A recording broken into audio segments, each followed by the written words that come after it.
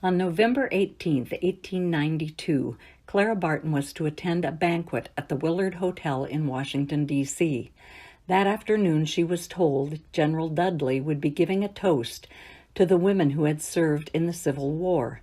She was to give the response to that toast. Her response was a poem, "The Women Who Went to the Field," which she says was hastily written because there was little or no time for preparation. As she read her poem, the audience burst into rousing cheers. Barton later included that poem in her 1896 book, The Red Cross in Peace and War, because of its prophetic application to those women who during the Spanish-American War went bravely to field and camp to minister to the sick and wounded. What she couldn't have imagined was that her poem would be as relevant today as it was over 125 years ago. Her poem is presented here as a tribute to all the women, past, present, and future, whose service should never be forgotten. I have taken the liberty of illustrating Barton's poem with images of World War I nurses in honor of the 100th anniversary of that war. Here, then, is The Women Who Went to the Field. The women who went to the field, you say. The women who went to the field? And pray, what did they go for? Just to be in the way?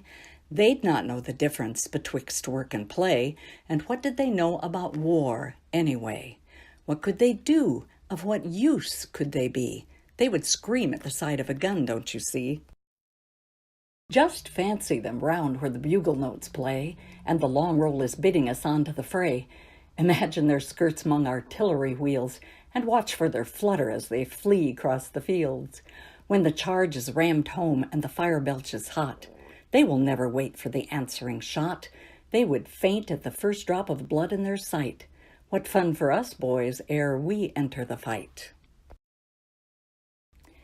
They might pick some lint, and tear up some sheets, and make us some jellies, and send on their sweets, and knit some soft socks for Uncle Sam's shoes, and write us some letters, and tell us the news.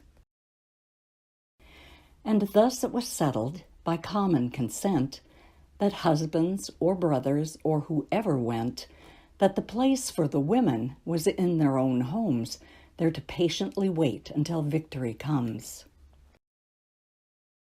But later it chanced, just how, no one knew, that the line slipped a bit and some 'gan to crowd through, and they went. Where did they go? Ah, where did they not? Show us the battle, the field, or the spot, where the groans of the wounded rang out on the air, that her ear caught it not, and her hand was not there. Who wiped the death sweat from the cold, clammy brow, and sent home the message, "'Tis well with him now"?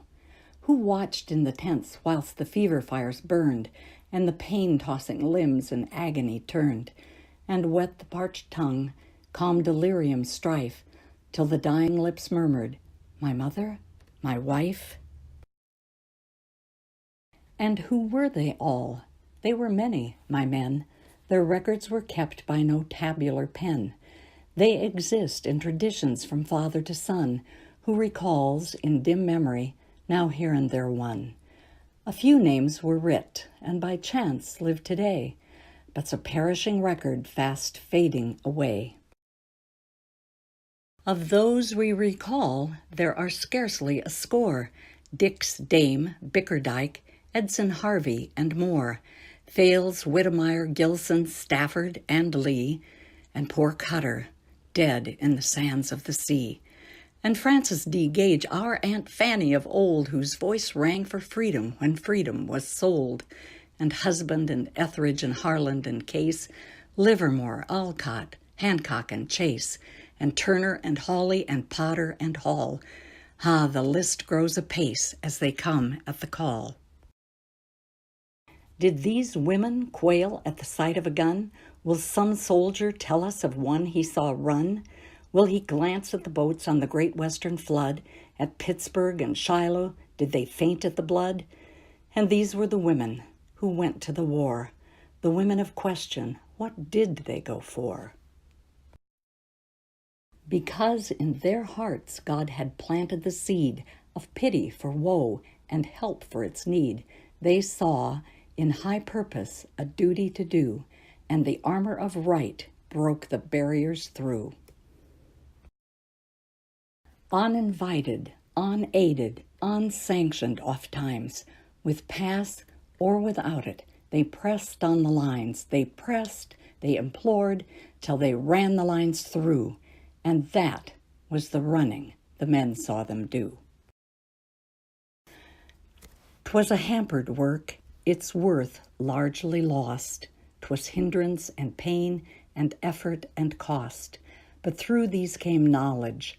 Knowledge is power. And never again in the deadliest hour of war or of peace shall we be so beset to accomplish the purpose our spirits have met. And what would they do if war came again? They would stand with you now as they stood with you then, the nurses, consolers, and saviors of men.